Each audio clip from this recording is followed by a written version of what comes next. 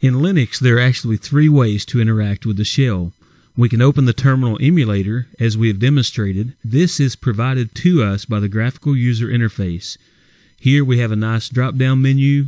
We can see preferences where we can set font and theme. We have a button here to open another tab.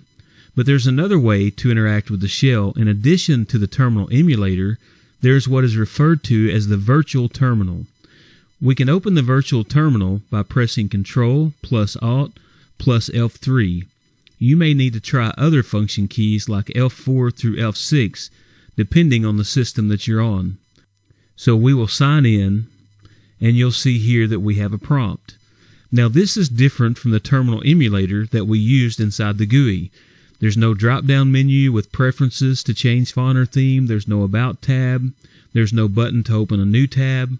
All of that was part of the emulator, which is a graphical program provided by the desktop environment. The virtual terminal that we're using now puts us more face-to-face with the shell, without the GUI in the way.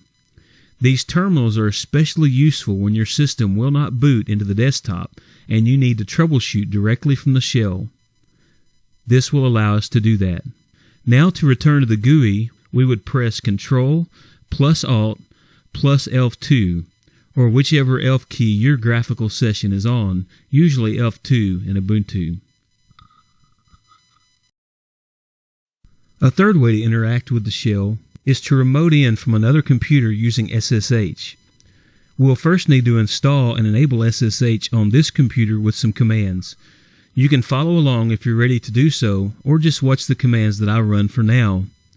First, we need to run an update on our system to download the list of the latest available packages. So we will run the command sudo apt update. We'll learn more about these commands in later lessons. We're using sudo, which lets us run with admin permissions. We're using apt, which stands for Advanced Package Tool. We'll also see this in later classes, and then we're running the update command.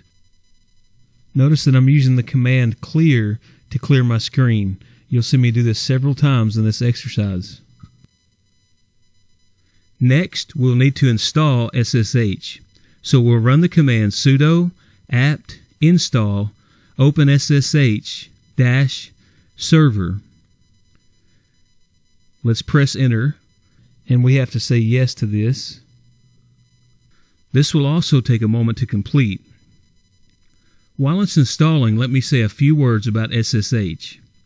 SSH stands for Secure Shell and is a secure alternative to Telnet for remotely accessing and managing computers. It encrypts all data to protect passwords and commands from being intercepted, unlike Telnet, which transmits data in plain text. Now that SSH has completed the install, we'll enable this to start up when we start our Linux machine. So to do that, we'll run the command sudo systemctl enable SSH. Now that that is enabled, we will go ahead and start SSH with the command sudo systemctl start SSH. Now we can check its status by running sudo systemctl status SSH. We can see now that it says active. Now we just need to press Q for quit. We'll learn more about the systemctl commands later in our intermediate class. Next, we will need the IP address of our Linux machine so that we can use that to remote in from the other computer. To get the IP address, run the command IP A, which is short for IP address. When we run that command, you can see our IP address. Now we're going to open our Debian Linux distribution, and we want to SSH to the Ubuntu computer from Debian. We'll need a username that is on the Ubuntu machine and the IP address for Ubuntu as well. Now once we have that information and we're on the Debian machine, we can run the command ssh sysvin, which is our user on the Ubuntu machine, at 10.0.2.15. You'll see that it asks you to confirm that you accept the key. We will type yes and press enter. Now we'll have to enter our password. Once we enter in the password, we will have a shell on the other Linux machine. Notice that the prompt has changed to sysvin at demo. This indicates that we are in the other machine.